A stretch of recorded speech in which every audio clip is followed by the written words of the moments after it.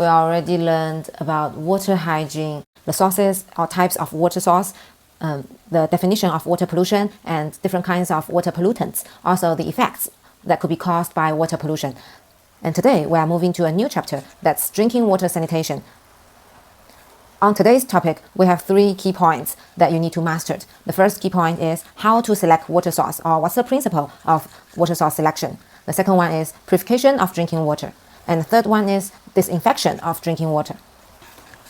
Now let's move to the first one, how to select water source. We have 4 selection principles for the selection of water source. The first one is sufficient water. If you still remember last time when I'm talking about the types of water sources, I mentioned something about emperor and the tea that he wants to drink is always made by glacier or the melt ice. However, glacier or melt ice are not the perfect water source for us, for every normal people, quoted, because as we know, we don't have sufficient water. So the water source should be able to meet the total water consumption of the design of cities or towns or settlements. Otherwise, we'll easily run into the problem that we don't have enough water.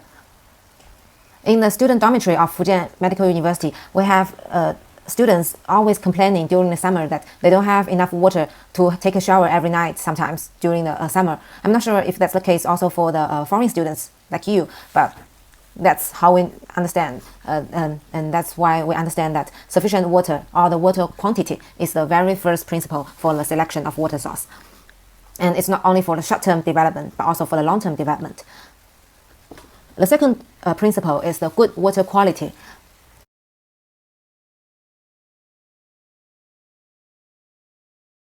Nobody wants to have a water source that have poor water quality, because if we drink that kind of water, we may get ill, right?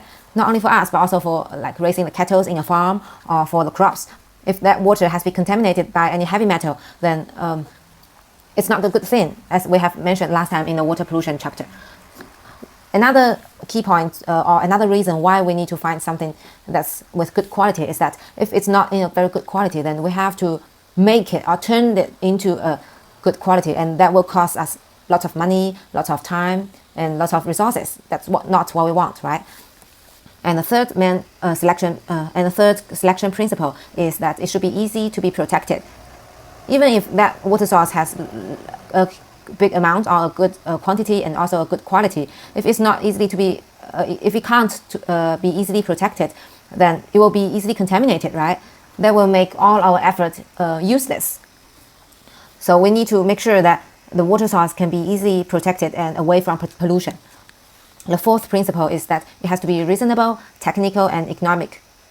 So, as we mentioned before, that the water source is for everyone. Everyone needs water, so it has to be technically easy to be used. For example, there are 2 wells, water wells. One is very near the town, and the other one is very far away from the town.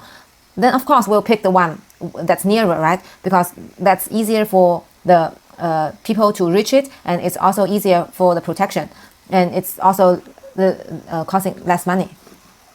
So these 4 are the selection principles for water sources: sufficient water, good water quality, easy to be protected, and reasonable, technical, and economic.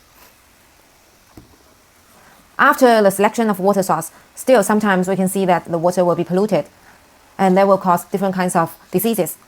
One of the most famous one is the diarrhea. Diarrhea kills 2,195 children every day. See, that's the number for every day, more than 2,000 children every day.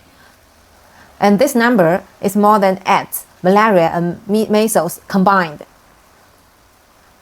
Diarrhea disease accounts for 1 in 9 child diseases worldwide, making diarrhea the second leading cause of death among children under the age of 5. I'm not sure whether people are aware of that, but when I first saw this, I was astonished. During that, 56% of the reason causing the diarrhea is because unsafe water supply, sanitation, and hygiene.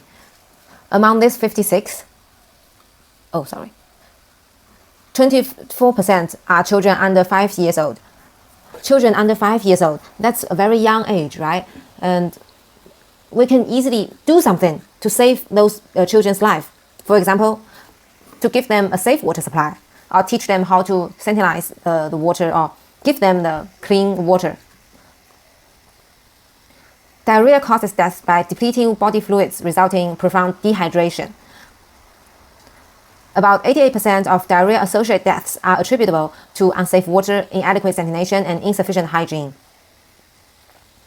Rotavirus is the leading cause of acute diarrhea and causes about 40% of hospitalization for diarrhea in children under 5.